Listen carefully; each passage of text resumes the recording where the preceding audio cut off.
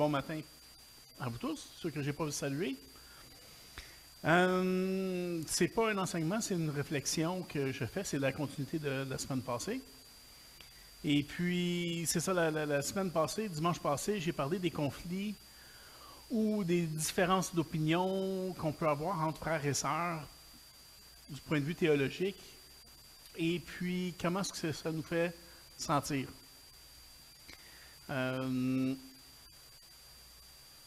C'est sûr que c'est jamais agréable. J'étais justement chez un de mes amis en fin de semaine, durant la semaine. Et puis on discutait, on est de différentes dénominations, on discutait un petit peu des différences qu'il y avait. Puis c'est sûr que même s'il n'y a pas de tension, même si c'est vraiment fait de façon constructive et positive, il y a toujours des sentiments qui font surface, ou ce que suis-je correct, c'est-tu lui qui a raison, c'est-tu moi qui ai raison, que c'est qui, puis est-ce que quel impact que ça a vraiment dans ma vie. Donc, ce que je vais vous parler c'est la liberté en Christ. Et puis, la liberté en Christ, la réflexion là-dessus, ça m'emmène à 3 questions ce matin. Comment vivre avec les différences théologiques avec nos frères et sœurs, comme première question. La deuxième question, quoi faire si l'on nous met sous un joug? Et la troisième question, comment exercer notre liberté? Pour la première question, comment vivre avec les différences théologiques avec nos frères et sœurs? Je ne vais juste pas m'aider les uns avec les autres parce qu'on a des champs ici. On a parlé la semaine passée de la dîme. Mon épouse, elle, l'église qu'elle fréquentait à Singapour, quand elle travaillait à Singapour, c'était ça, 10% de ton salaire brut, 50$ par mois pour le membership de l'église, plus de l'argent pour chaque prière que tu demandes au leadership.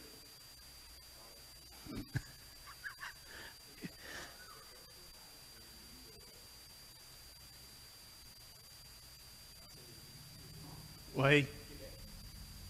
Oui. Oui, surtout la prière, l'argent. Oui. Les gens, à ce moment-là, ils vivent sous un joug. OK? Mais ils l'acceptent et ils y croient. Et ça devient vraiment une question de vente, où ce que Dieu vend ses faveurs. C'est une transaction, c'est commercial. Donc, si je ne donne pas ma dîme cette semaine, le malheur peut m'arriver. Donc, il y a toute une mentalité où ce que ça crée de la crainte, parce que si tu dis non, c'est abusif, je ne donne pas ma dîme, les choses horribles peuvent m'arriver. Donc, ils sont très défensifs. Donc, c'est ça, Zai, elle avait envoyé un message à certains membres de l'Assemblée, leur expliquant c'était quoi là, la question de la donnée à l'Église dans le Nouveau Testament. Et puis ça a été rencontré avec beaucoup d'agressivité, si on peut. Fait que moi j'ai dit, c'est pas grave, c'est pas grave. Ce qu'ils font, ils font pour le Seigneur. Ils donnent au Seigneur. Là, je ne parle pas du leadership de l'Église qui impose ça. Ça, c'est une autre histoire complètement différente dans ma tête à moi. Puis c'est pas moi qui vais les juger, ça va être Dieu. Je suis chanceux pour ça. C'est pas moi. Mais ce qu'ils font, ils font pour Dieu. Ça ne change rien, absolument rien à leur salut. Qu'ils donnent 10%, qu'ils donnent absolument rien, c'est pas grave. Donc, on reste en paix avec eux autres.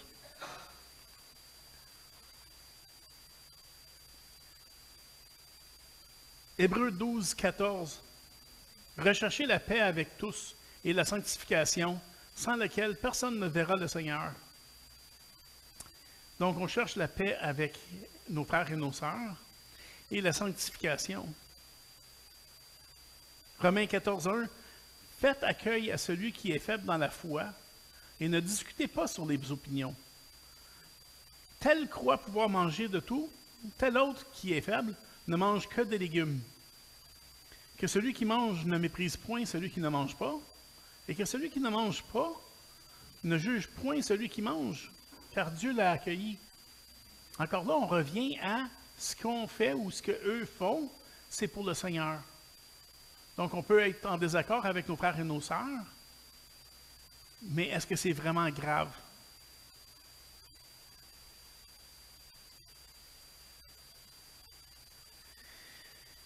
Cependant, il faut faire bien attention d'examiner nos propres croyances. OK? Je m'explique. Y a-t-il quelqu'un ici qui possède toute la connaissance, toute la vérité biblique? Ouais, c'est ça. Non. Donc, on peut conclure, oui, vous me direz si vous êtes en désaccord avec ma constatation, si je ne possède pas toute la connaissance, si je ne possède pas toute la vérité, il est très probable que j'ai dans mes croyances, dans mon système de croyances biblique ou théologique, j'ai des erreurs.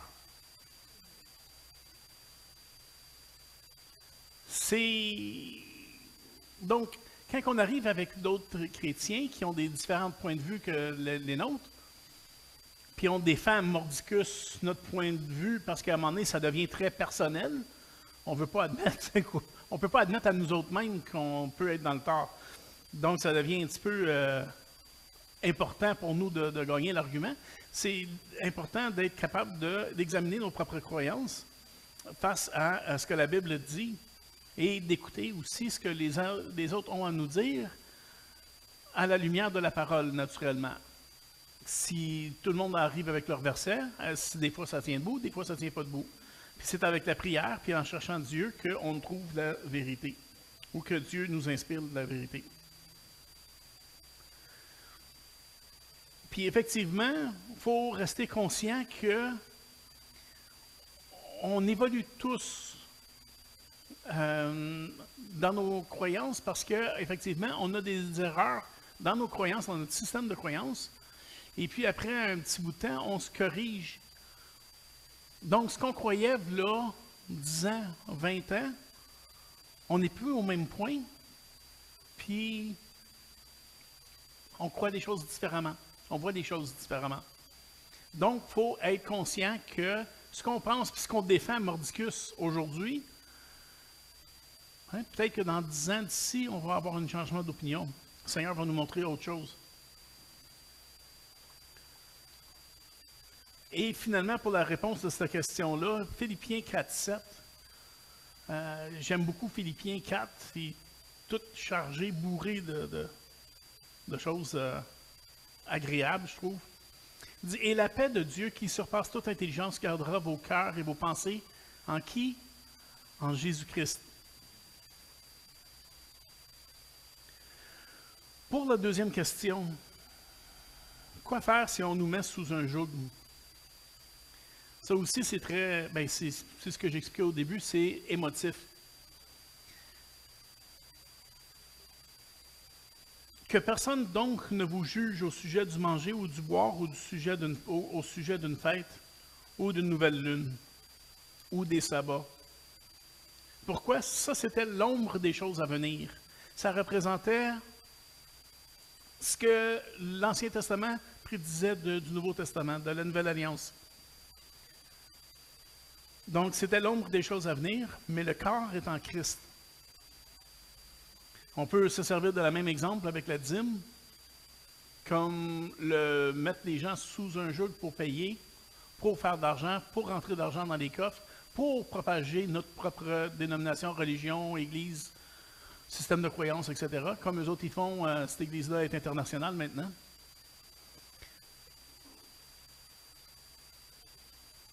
Il y a aussi Jeff Vanderstelt qui avait sorti quelque chose de très intéressant. C'était, si le nom vous sonne une cloche, c'est l'Évangile dans une seconde ou non, ils ont un autre titre que ça, hein? C'est-tu l'Évangile dans une seconde? OK. Enfin, on avait étudié ses livres. Et puis, lui, c'est ça qu'il dit. C'est un matin qu'il dit aux gens, « Suis-je saint? » je vous pose la question, je me l'approprie, suis-je saint? Il n'y a personne qui ose.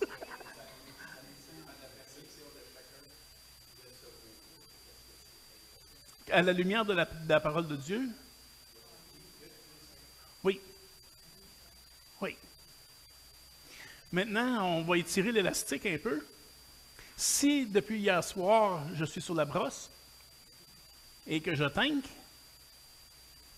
je fais un petit joint en passant, en plus, juste pour être bien sonné, puis je me pointe ici ce matin pour enseigner, puis je suis encore bien gorlot. Suis-je saint? En apparence, non. Mais... Mais effectivement, je suis saint. Dieu n'a pas arrêté de me pardonner. Dieu n'a pas arrêté de me sanctifier. De me sanctifier. Je suis encore saint. Moi, ce que je veux apporter là-dedans, puisque Jeff il apportait avec ça, cette parole-là, c'est que oui, on fait des erreurs, on fait des conneries. Ben, je reviens, j'ai peut-être fini l'exemple un peu trop vite. C'est sûr que je ne serai pas en mesure d'enseigner, là. Puis c'est sûr que Alain, Ginette vont avoir un petit discours pour moi, là. Et on va avoir un meeting. Non, c'est sûr, là. Effectivement, en apparence, non, ça ne se fait pas. Mais personnellement, en tant qu'individu, je suis encore saint aux yeux de l'Éternel parce que là, c'est quelque chose de bien visible. C'est de l'alcool puis c'est en amont de tout le monde, tout ça, mais tout péché est la même chose. On est saint malgré tous nos péchés parce que nos péchés sont pardonnés et on a été justifiés, sanctifiés par Jésus-Christ.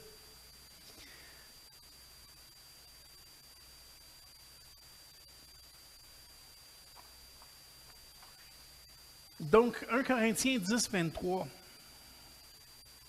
Tout est permis, mais tout n'est pas utile. Tout est permis, mais tout n'édifie pas. Tout est permis. Romains 8, 1, il n'y a donc maintenant aucune condamnation pour ceux qui sont en Jésus-Christ. En effet, la loi de l'esprit de vie en Jésus-Christ m'a affranchi de la loi du péché et de la mort. Suis-je en train de vous dire que c'est correct de pécher? Non. Loin de là. Romains 6, 1. Parce que si vous vous souvenez, on a étudié Romains.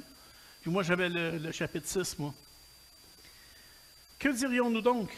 Demeurerions-nous dans le péché afin que la grâce abonde? C'est loin de là. Nous qui sommes morts au péché, comment vivrions-nous encore dans le péché? Puis Jean 14, 21, qui me brasse un peu la cage des fois.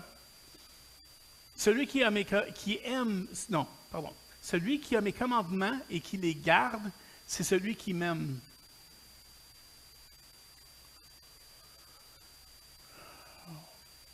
On nous place sous un joug, des fois, parce que on va avoir des individus qui viennent nous voir et ils vont dire, OK, tu devrais croire ceci ou tu devrais croire cela, ou tu ne devrais pas faire ceci, tu devrais faire cela. C'est possible qu'on se trompe et qu'il ait raison, malgré le fait qu'on veut avoir raison. En tout cas, je dis ça, c'est moi, ça. Mais il faut comprendre que c'est jamais une question de vie ou de mort. Hein? Il y a certaines dénominations, le sabbat le samedi. Tout tourne autour du sabbat le samedi. Si tu n'as pas le sabbat le samedi, tu n'es pas sauvé. Si tu ne parles pas en langue, tu n'es pas sauvé. C'est toutes les petites affaires des différentes dénominations, des différents systèmes de croyances. Donc, ont-ils raison? On va le savoir de l'autre bord. J'ai bien hâte d'arriver de l'autre bord, parce que j'ai bien des questions. Le Seigneur va me trouver fatigant parce que j'en ai beaucoup, beaucoup, beaucoup de questions. Mais c'est ça, est-ce que j'ai tort? OK, peut-être. Est-ce que c'est bien grave? Jusqu'à quel point est-ce que c'est grave? On ne perd pas notre salut, là. Pour la troisième question, on va peut-être finir de bonne heure. Pour la troisième question, comment exercer notre liberté?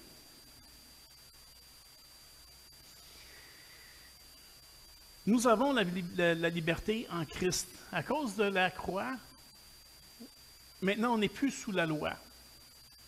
La loi a été accomplie. Comment est-ce qu'on peut exercer notre liberté? Les questions à se poser avant d'agir. 1. Est-ce que la Bible le permet? Si on regarde l'alcool, l'alcool est permis. Il fait même partie de la Sainte Seine. L'ivrognerie, l'ivresse, l'abus, c'est pas permis.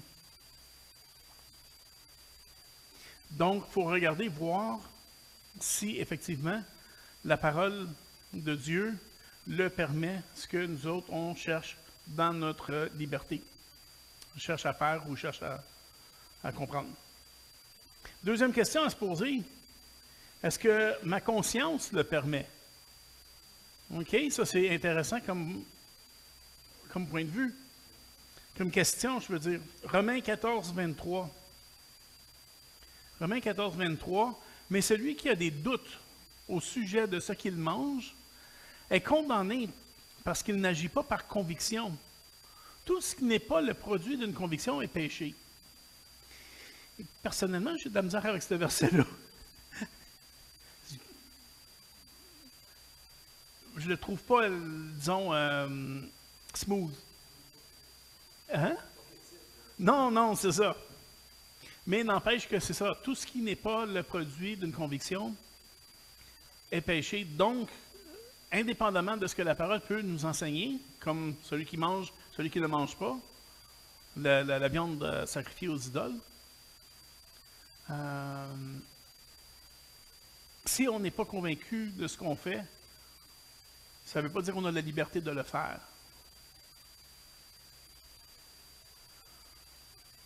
Puis-je exercer ma liberté? Ça dépend. 1 Corinthiens 8, 9.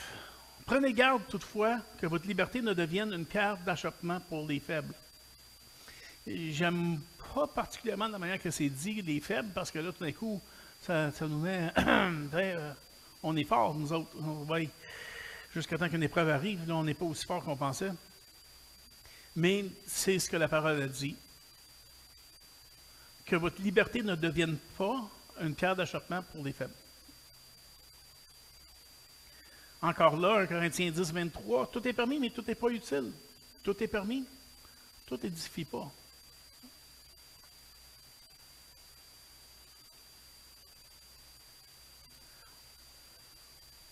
En conclusion, tout ce qu'on fait, tout ce qu'on choisit, on doit le faire avec amour pour Dieu et pour nos frères et sœurs. OK? C'était quoi le commandement? Le premier commandement? Ouais, tu aimeras Dieu et ton prochain comme toi-même. C'est ça qui est important à Dieu, c'est ça qu'il regarde. Donc, c'est la question de rester en paix avec nos frères et sœurs.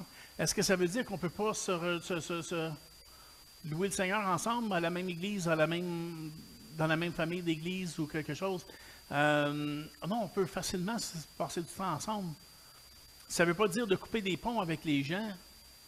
Ça veut juste dire ne pas se laisser imposer nécessairement des théologies, des jougs.